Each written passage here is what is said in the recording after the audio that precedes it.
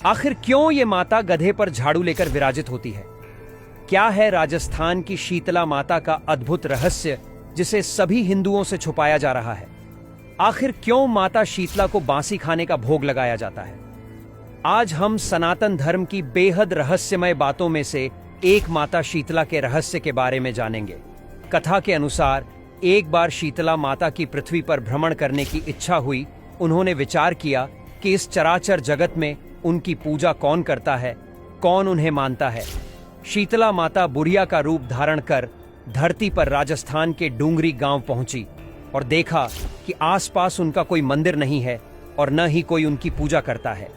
माता शीतला गांव की गलियों में घूम रही थीं कि तभी एक मकान के ऊपर से किसी ने चावल का उबला पानी नीचे फेंका।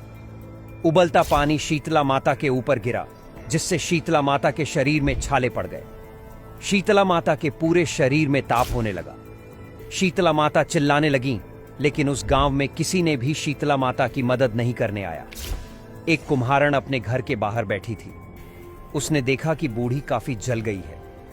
महिला ने बूढ़ी माई पर खूब ठंडा पानी डाला और बोली, हे मां, मेरे घर में रात की बनी हुई राबधी रखी है और थोड़ा दही भी है, तू दही राबधी खा ले। बूढ़ी माई ने ठंडी के आटे की रबधी और दही खाया तो शरीर को ठंडक मिली। महिला की नजर उस बूढ़ी माई के सिर के पीछे पढ़ी तो कुम्हारण ने देखा कि एक आंख बालों के अंदर छुपी है। यह देखकर वह कुम्हारण डर के मारे घबराकर भागने लगी।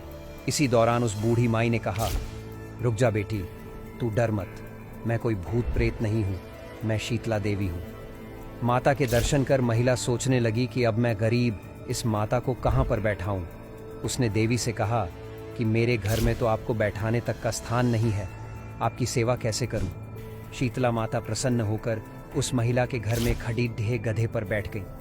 उन्होंने एक हाथ में झाड़ू तथा दूसरे हाथ में डलिया लेकर महिला के घर की दरिद्रता को झाड़ कर डलिया में भरकर फेंक दिया। साथ ही महिला से वरदान मांगने को कहा। महिला ने हाथ जोड़कर कहा, माता, मेरी इच्छा है कि अब आप इसी गांव में स्थापित होकर रहो।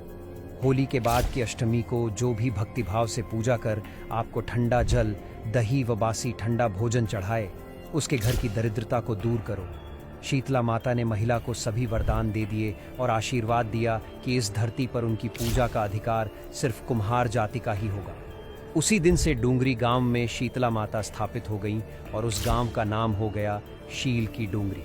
शीतला माता अपने नाम की तरह ही शीतल है, वो अपने भक्तों पर खूब कृपा करती है।